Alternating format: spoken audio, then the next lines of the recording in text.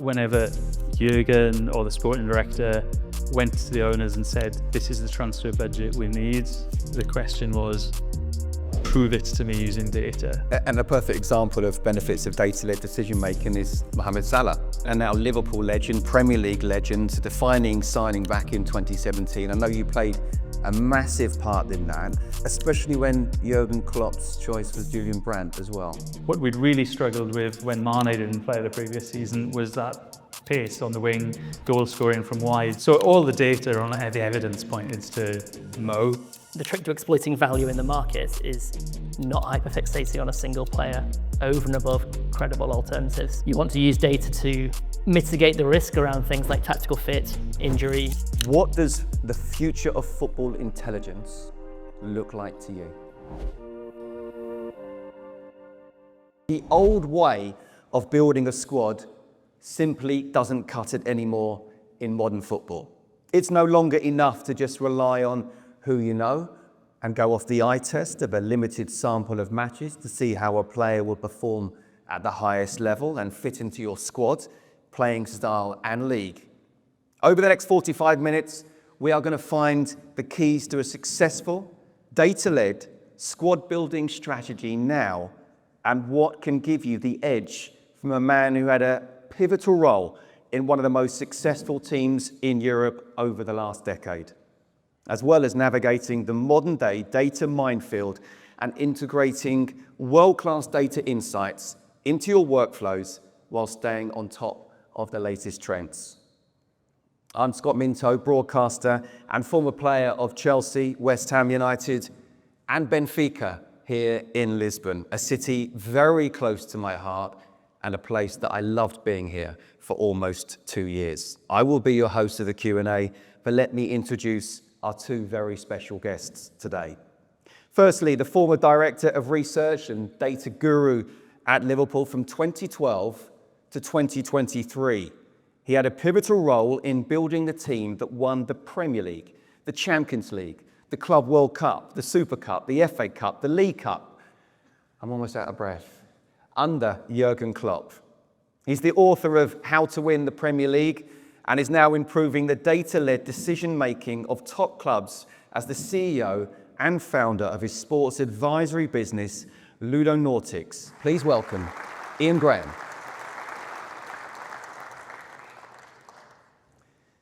And then we have the Director of Data Intelligence at TransferRoom, who heads the team that provides industry-leading market intelligence and player, squad, and coach data to over 800 clubs and more than 550 agencies worldwide. Please show your appreciation for Daniel Blades.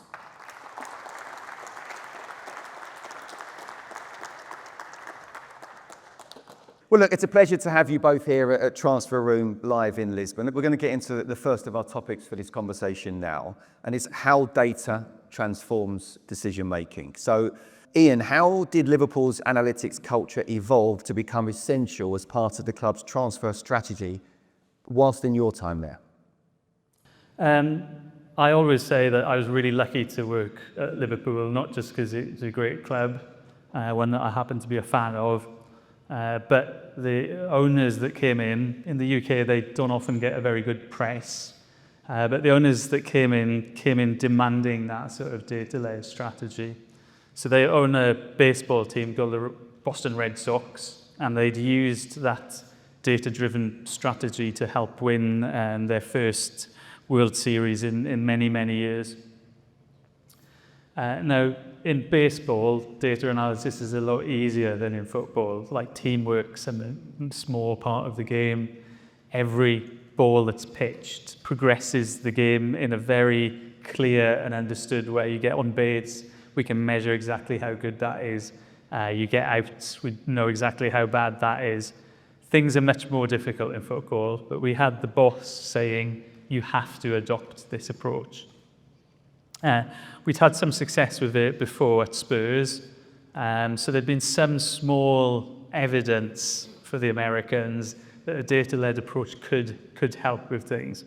But if it wasn't me turning up at Liverpool, it would have been someone else turning up, because that's the way that we're going to do things. And again, it comes from that they believed that knowing more information about players, having a system to forecast, do we believe this player is going to increase our chances of meeting our sporting goals this season? Now that could be financial, like we want a return on investment in this player. It could be we need to make Champions League. That's really a financial outcome as well. Or it could be, we need to win silverware this season. It came from the top, and that's the most important thing. A lot of my equivalents in other clubs were doing good work, but the decision makers weren't bought into it in the same way. So whenever Jurgen or the sporting director went to the owners and said, this is the transfer budget we need, the question was, prove it to me using data. And that's what my role was. And a perfect example of benefits of data-led decision-making is Mohamed Salah, of course. A now Liverpool legend, Premier League legend, defining signing back in 2017. I know you played a massive part in that, especially when Jurgen Klopp's choice was Julian Brandt as well. How did you persuade him as well as the owners? The big strength of Jurgen was he believes in experts. The manager, fundamentally their responsibility is to put the team out. They have to trust the players. They have to know the players. I understand that the manager needs to be a really strong voice in deciding which players to sign and so on. What Jurgen understood is that we had spent way, way longer looking at many, many more targets than he had time to do. And over a period of years, I think it was the second summer of Jurgen that we signed Salah. Over that first year, and you build up a relationship with people, he came to trust our approach. And so Brandt played in Germany. Jurgen knew the German market really well. He also had his personality advice from other coaches, what a great character Julian is and so on. What a great signing. And it's not as though we said Brandt is a bad signing, Salah's a great signing. We agreed that Brandt should be on the short list. We had a short list of like 4 or 5 players, and Brandt was definitely on that short list. From the owners came, what's the price point? What's our expected change in performance given Salah versus given Brandt? Now, Brandt's already at a Champions League team, but maybe paying a premium for the sort of German fit. Plus, his role, we already had Lallana in the team and other players who played a similar role. What we'd really struggled with when Mane didn't play the previous season was that pace on the wing, goal scoring from wide, which is a big part of Jurgen's plan. So all the data on the evidence pointed to Mo, but if the manager is not bought into that process, Mo can arrive and not prosper. So really it's to Jurgen's credit that he was able to be persuaded through a lot of video work and a lot of arguments, and to Jurgen's credit, he shares the victory of signing Mo around. He could have taken it all for himself. But yeah, the important thing was we can persuade Jurgen, but as important, Jurgen trusted that we had something valuable to say. I used to hate those quick goal-scoring right wingers back in the day. Did the fact that the Mo Salah had already come to the Premier League and then it hadn't worked out, did that not plant a seed of doubt in any way at all? From a data point of view, no. So lots of players come to the Premier League and don't succeed. The question you've got to ask yourself is why they don't succeed. So he'd been really great at Basel. We didn't have data on the Swiss League at the time, so we only had UEFA competitions. But he was like one of the best wingers, full stop, in the minutes that he played, let alone for an under-21 winger in a Europa League season and a Champions League season. But he was only about 1,000 minutes per season. And it was at the point where the data is really positive on this guy in 2014. But it's not quite enough minutes, but the scouting was also really positive. And, the sort of investigation you do into the character of the player was also really positive. And then your old team, Chelsea, blew us out of the water. We couldn't sign him in Jan 2014. Now, he failed at Chelsea. The minute he played at Chelsea, he actually scored and assisted at a pretty good rate. So his problem was he didn't get on the pitch. So that's a fact he didn't get on the pitch. But there are other facts as well, like Hazard was starting in his position. Mourinho as a manager. Careful what you say. He's Benfica manager right now. Yeah, and I think, at Benfica you're finding out how much he loves young players, right? So there were reasons why he didn't play. If it's kind of like, they're playing Scott Minto instead of Mo Salah, that's a problem. If they're playing Hazard, we can understand that. And so his failure, it was a failure to get on the pitch rather than, when he played fine for Chelsea. That 500 minutes, we paid a lot more attention to the many thousands of minutes and goals and assists. You didn't need advanced analytics to see that Mo was great. The only thing holding Premier League teams back was the failure.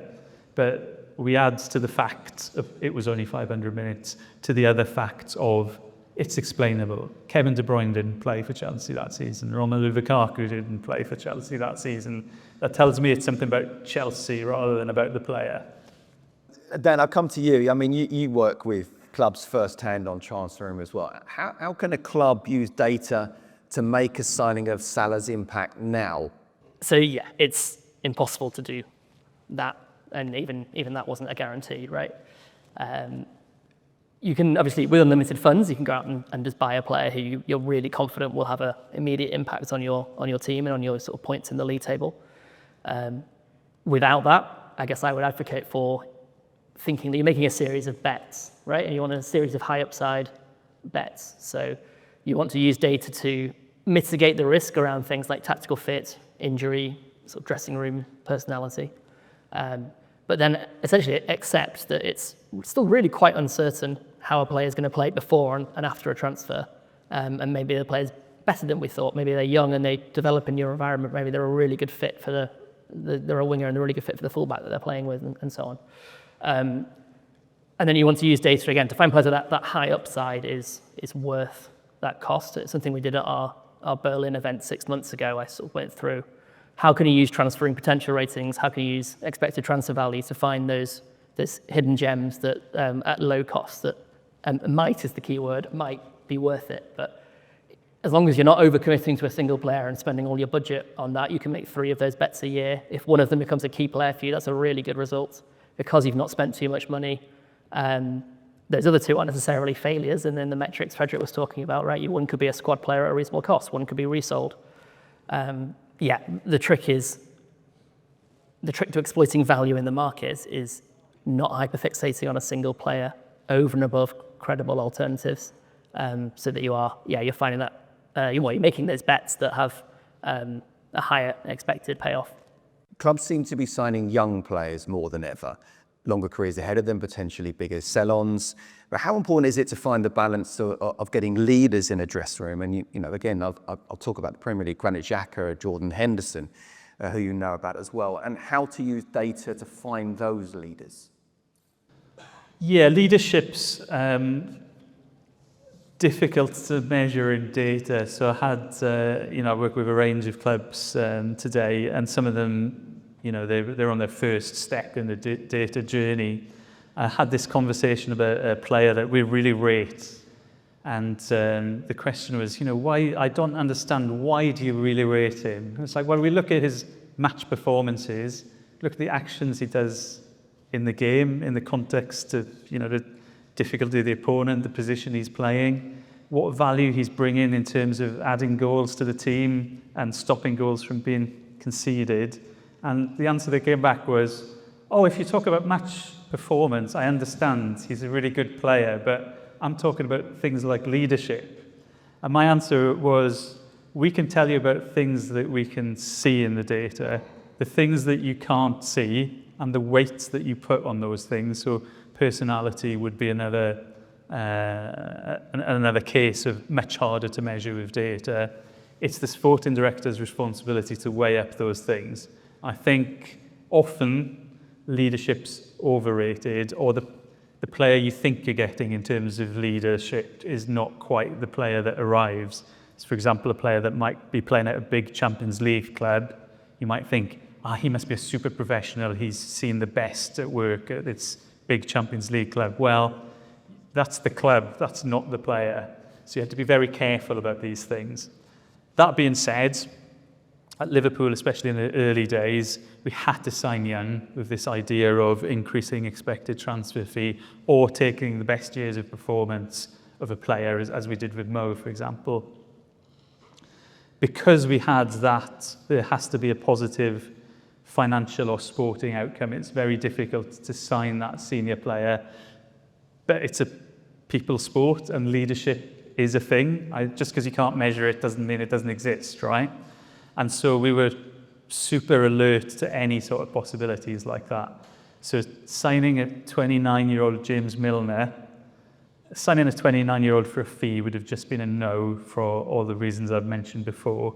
But he was a free transfer, and it wasn't just he's England international, he's played for lots of big teams, he seems professional.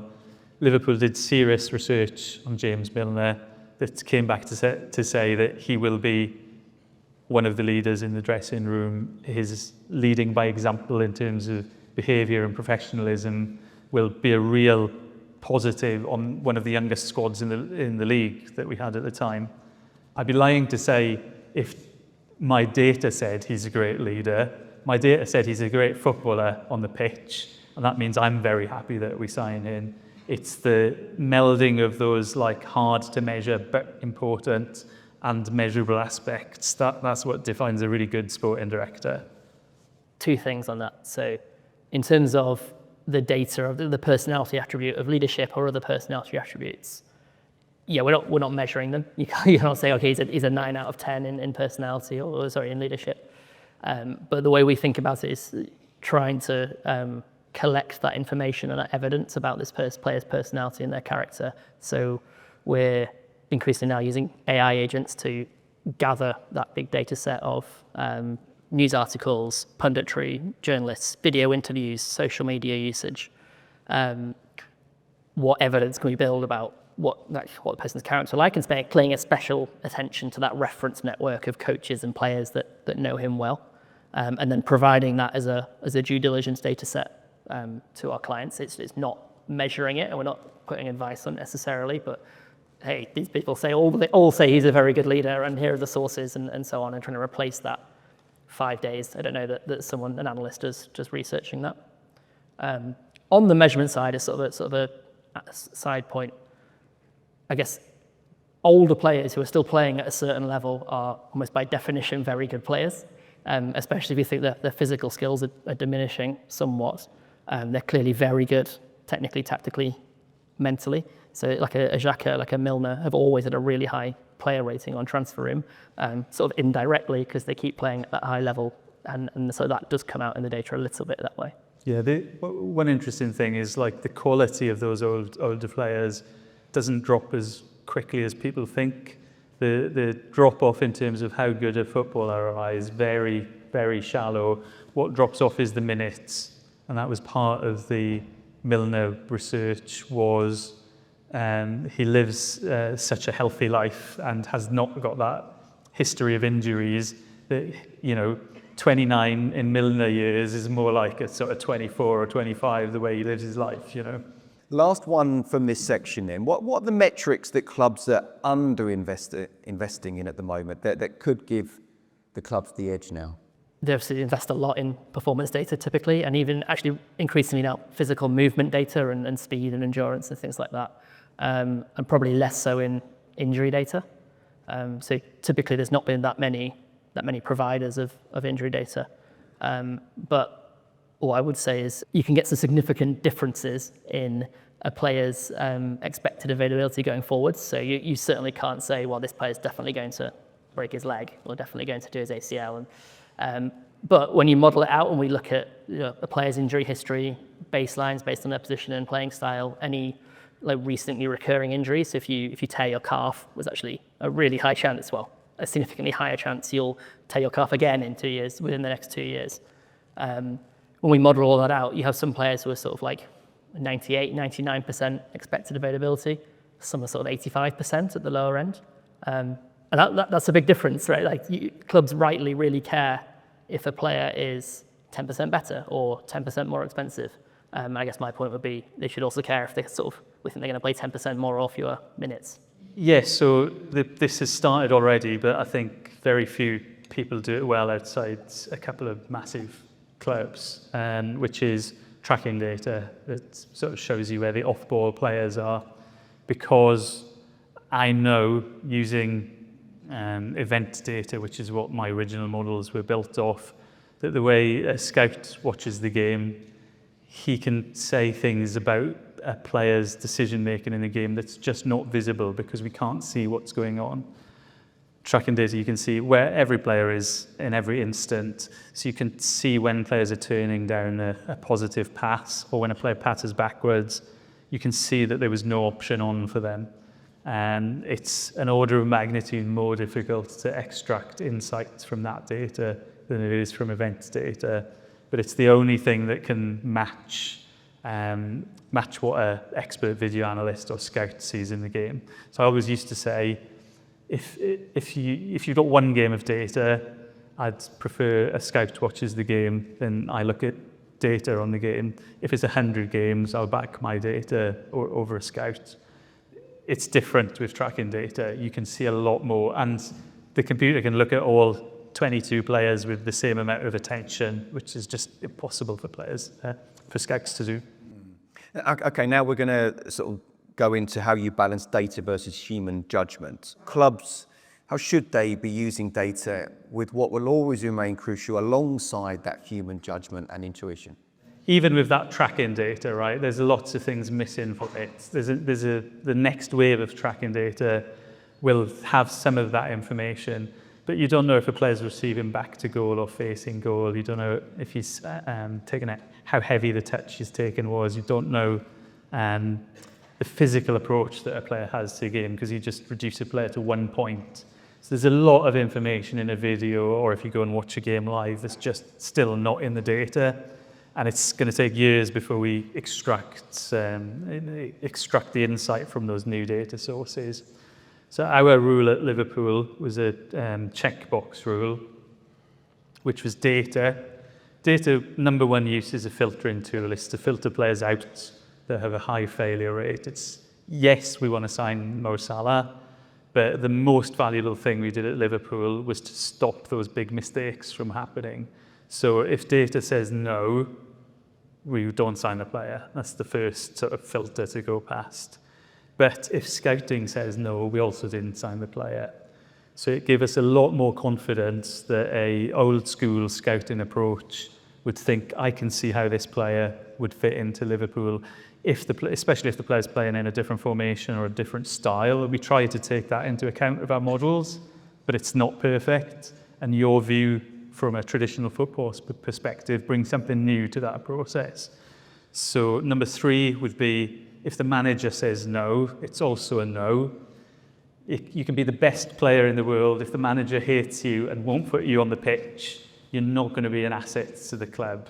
So the manager, one way or another, has to be bought in. And again, great credit to Jürgen. We were able to have those conversations with him, exciting about players that had ticked the scouting and the data boxes. And the fourth box was the finances box, which is, what's the financial return on this player, whether it's in terms of club success, sell-on, transfer fee, or however you want to measure that financial success. So there's 4 factors, and only one of them is pure data. Yeah, scouting reports is another form of data. Finance is a form of data. But all 4 things have to fit. And fundamentally, the manager has to like the player. So yes, that's why I say yes, it's not just data, But you had Brendan Rodgers before Jurgen Klopp. I would imagine they're 2 very different characters and 2 different styles. Jurgen seemed like he was open to listen. What was Brendan like? Brendan would be more of a closed personality, I'd say. I think, so Brendan came from the more traditional British manager route. So on the continent, as director of football or a sporting director was not a controversial thing. Until the early 2000s in England, it was the manager ran the whole of the recruitment operation, and the early attempts at Tottenham Hotspur, for example, of director of football didn't work that successfully. So Brendan came in with the idea that he would run recruitment, and it was his final say on every player, because, you know, he knows the Premier League, he understands the strengths of those players. Those players were always more attractive than players from other leagues. You know, rightly so. If you've got the same player in the Premier League versus another league, I want the Premier League player because he knows the league, but typically you're paying, you know, 50% premium for those players. You couldn't have those conversations with Brendan. It would be, we must sign this player. And I think that was a lot of the problem in the early years. If the data has to say yes and the manager has to say yes, the overlap in players that Brendan liked and the players that we liked was a very small overlap, and that explains a lot of the problems we had in the early years. It was a huge surprise to me. I remember one of my first conversations with Jürgen. He says, what about this Mane who's playing at Southampton? And we'd considered him before, and we just knew he'd never... There was no point in signing Mane when Brendan was the manager. It would have been impossible to bring him on the sides to support that signing. So to have a manager who actively liked players that looked good in the data, I didn't know this sort of manager existed. So yeah, very different experiences and very different outcomes for the club as well. Dan, again, data versus human judgment. Do you sometimes sort of say, look, it's so obvious here, and, you know? In some areas, but not in others. I think it's interesting because I've not worked in a club, I've not worked with tracking data. That's not what we do at TransferRoom, so I'm very much more top down. You think about the massive revolution in the tracking data, and I'm looking for evidence that clubs are doing, or lots of clubs are doing lots with it and making it a big strides with it, and I haven't seen that. So if I sort of hinted at in the prior presentation, but the variance around, is this player good enough for my club, is much bigger than the variance around, is this the right price for this player? And even, does he fit my head coach? But so I think there's some things that like the economics of the player, the injury history are pretty cut and dried. We need to look at the data there. The talent ID and the tactical fit, you know, that's, I think, where it's always going to be important to, or for a long time, blend heavily data scouting and traditional methods, absolutely. Tell us even more about the head coach style, the style of a player that you see and actually could really fit with a certain head coach, and how it's important for that to align.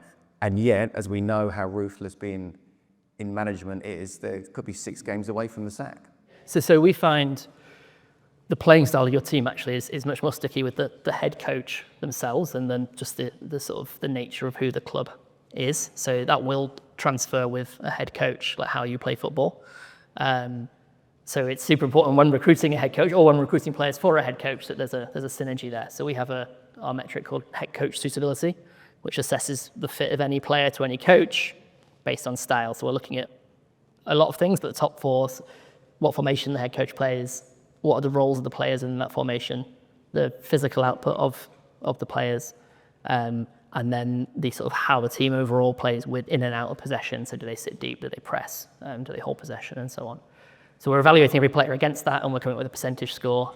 Does he fit your head coach? So you can use it for 2 things. You can use it for recruiting a new head coach. Is he suitable for the squad I currently have? Or, you know, if I sign this guy, I'm going to have to go out and sign a pair of wingbacks, and that's going to cost me a lot of money. But on the other hand, if you sort of go on your head coach's profile on Coach Finder on the platform, you can see a list of recommended players that we think will fit that style. And again, going back to everything we talked about, just increase that chance of transfer success a little bit more.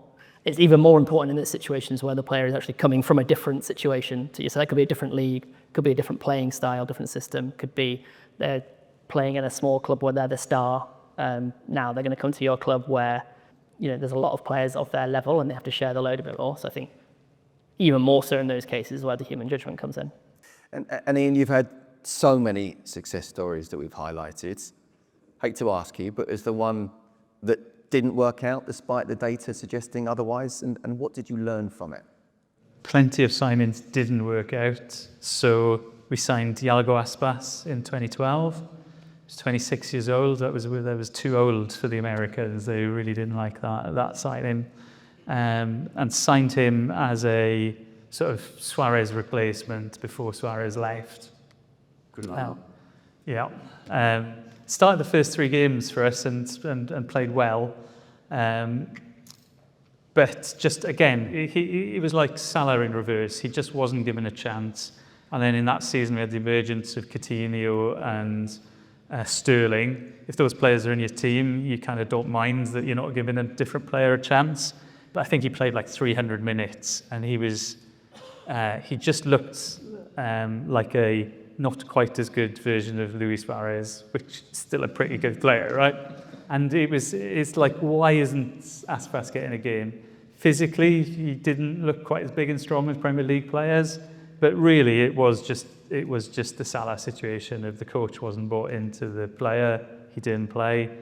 That's a good story for me because he then went back to Spain and scored more than anyone else except Messi and Ronaldo.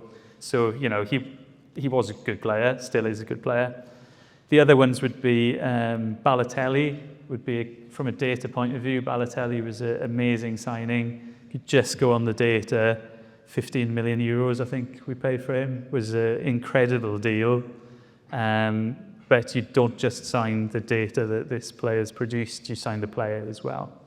There was also an issue with Balotelli because we had this small area of overlap between what the coach thought was a good player and what we thought was a good player. Our first, second, third targets had gone in the window.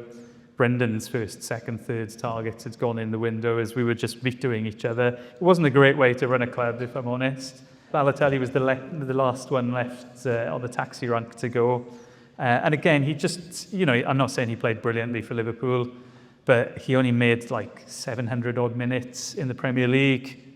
Even if he wasn't playing great, I think he deserved a bit more. He also went through a ridiculous bad stretch of luck for Liverpool in terms of finishing. Never finished as badly before, never finished as badly since. If a couple of those early shots had gone in, maybe he gets a few games more and maybe the story changes a little bit. And then the final one was Naby Keita, still one of my favourite players. I was really excited when we signed him from Leipzig. Thought he was going to sort of be the best player in the Premier League. And for various reasons, it didn't work out. Hard to get into that starting lineup. His style of play, we felt we needed more risk from midfield. But his style of play did make us a very risky team. And then the other more difficult things to predict, like the injury issues. Every time he got a run of games, he got injured without really having a history of those injuries. Injuries really is a hard to predict and control one. But yeah, Naby's the one who really could have been, you know, top world-class level. We're going to go into the three areas now that have evolved and grown in influence a lot in recent years. That's injury data, scouting data, and personality data as well.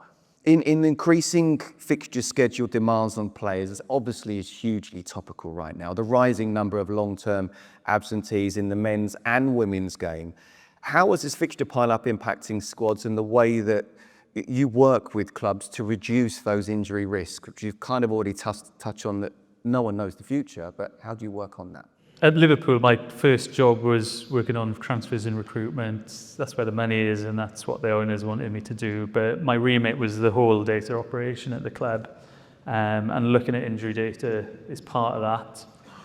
The reason you look at injury data is financial, really. Dan touched on it as well. If you've got more injury-prone players, you need to run a deeper squad. So a big part of our work was squad optimization. How many players do you need in each position such that you are comfortable with the chance that you're going to have to play an academy centre-back in 10 games or an academy full-back in 20 games, whatever the question is.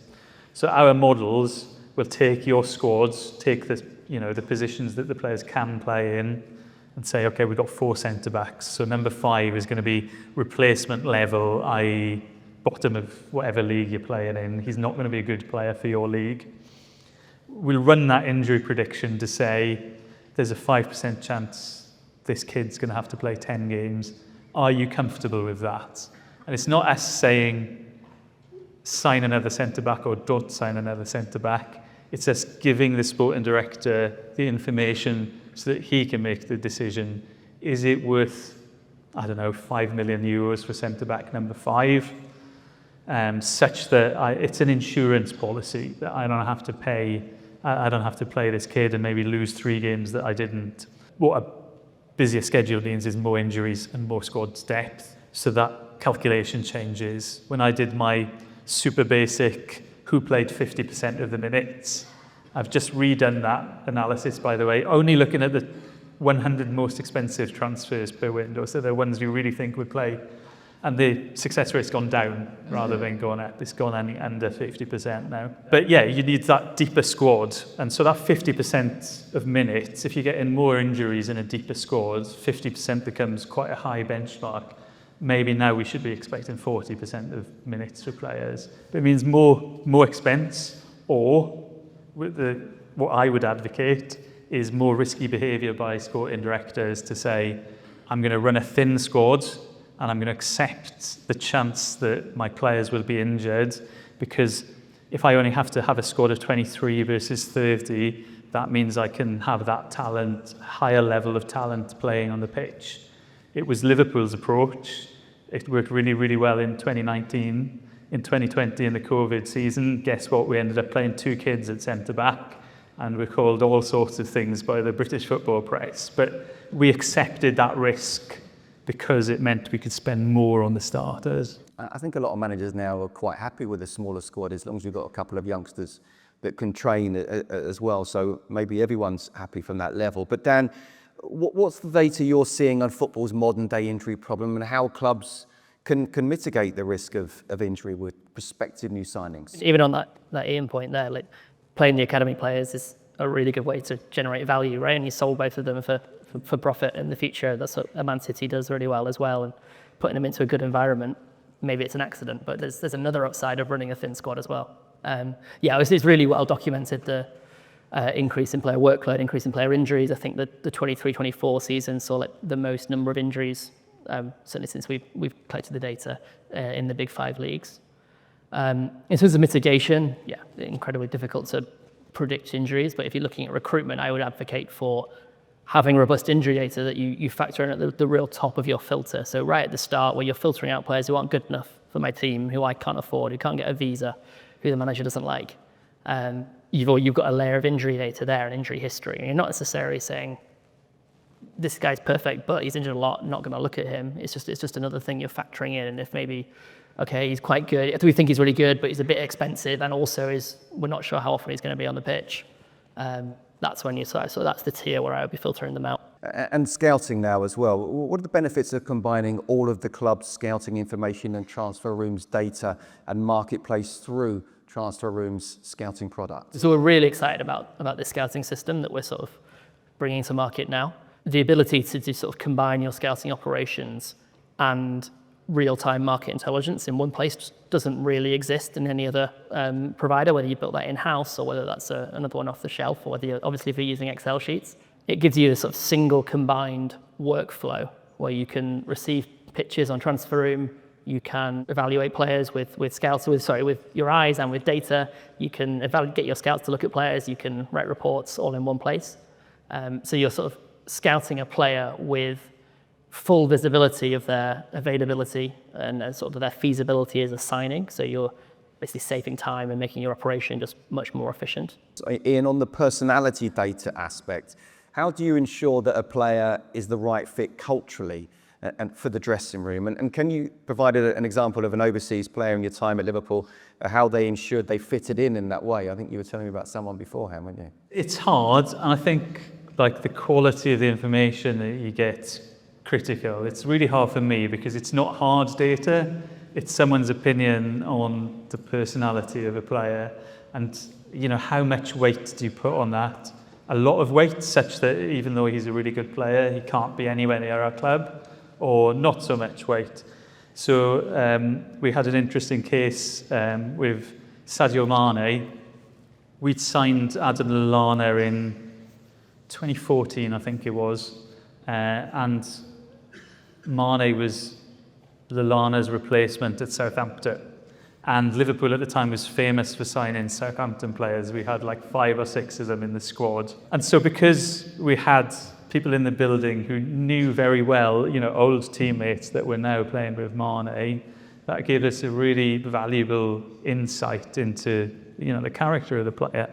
So you sort of ask around, can you get your mate to give his opinion on Sadio?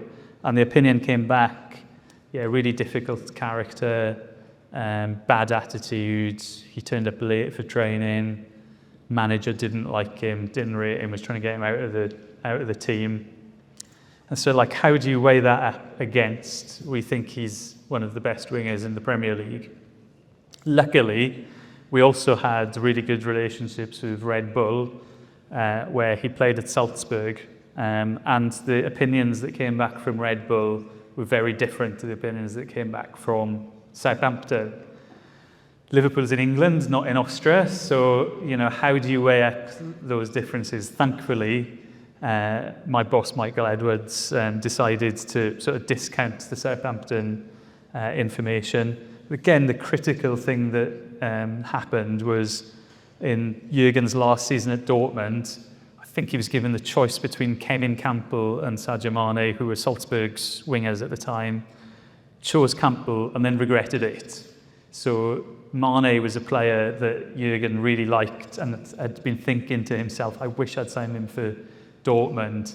So alongside those personality question marks, it was also the manager really likes this player, and that should change your calculation as to whether to take that risk or not. Final question to both of you. Dan, I'll start with you. What does the future of football intelligence look like to you? I mean, Ian touched on sort of tracking data and then the hundreds of data points on where the player's elbow is at 5 times a second and things like that. And excited to see, it's not really what we do here, but excited to see how clubs start to handle that and if they can actually get something really interesting from that. I think how you start to use AI or large language models into your workflows and the balance of responsibility you give to them. We find they're really hard workers, they're not geniuses, right? So they work best when given really confined tasks and then not replacing that layer of sort of human professional expertise on top of that. And then the final thing is basically what I talked about at the start, is like unified models. So moving away from just I've got one really good recruitment player rating model, actually some, sort of a unified set of data and models that looks at the full ecosystem of recruitment, talent ID, tactical fit, economics, physical condition and personality, and sort of using that to sort of optimize your outcomes. That's a great technical answer. I give a non-technical answer, which is execution beats intelligence. So there's lots of great data analysis available. There's some not so good data analysis available as well. Why do clubs want to use data analysis? It's to find a player that they wouldn't have found otherwise, or to not make a mistake. So many clubs, what it means is changing your mind about a player. And when I say execution beats intelligence, we didn't have the best models at Liverpool. What we did was we acted on the information and insights those models gave. That was the edge. Other clubs doing equally as good work didn't act on it. They didn't change their minds. So it's going to be the sporting directors who execute, change their minds based on this new intelligence that's available. That's the real edge. Okay, well, let's go to you guys out there as well. We've got one here. For clubs in some smaller markets, what advice would you give them who are early in their data analysis journey and limited budgets? What's priority number one?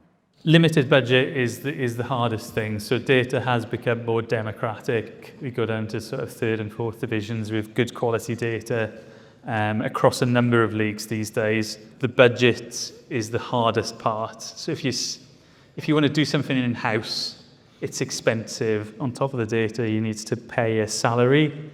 Data scientists tend not to come cheap. So you can get a cheap one that might not be great or experienced. There are simple things you can do. Don't try to reinvent the wheel. Take some of the basic stuff. If you've got a low budget, you're not going to be cutting edge. You're not going to have something that a Premier League club doesn't have. Take the easy wins. Don't try and build your own XG model. The ones off the shelf are perfectly fine to make a start with. What are some of the most common mistakes clubs do when using data? Use it without context. So when I said, for example, just use XG off the market, what are you going to use XG for? If I look at the results of a game or the results of 10 games, I'm going to look at how those teams are doing based on expected goals, not just on goals and results. What I don't necessarily want to do is understand how good a striker is only based on expected goals. So, super simple example, penalties like 0.8 expected goals. Do you really want to give a striker 0.8 goals for that? Probably not. Every time you make a shot, you more or less give possession away. So I can pad my XG by taking a load of stupid shots. If you're not put in the context of, well, he gave possession away while building up that XG. So, be curious about the data, think about the context. Don't just blindly accept an XG number for a player and think, oh, wow, that must mean he's good. Ask the question of, well, what are we missing here? Okay, final one then, and then I'll throw it to you. How do you convince the more old school people at a club to trust data? Being able to explain, hey, this is why this person costs that much. When we do transfer values, we put benchmarks against it, and we put, well, this is why, because this basket of players are similar on all these metrics, and they cost the same amount as well. We obviously look through having all the data of clubs using our platform and making players available and setting ads for different budgets and things like that we can point to. But that sort of consistency of explaining it and being open to taking on that feedback and factoring it in, we're trying to predict a market here, and the market runs on people not always making logical decisions. So you do have to try and reflect that as well. I think that's the best way.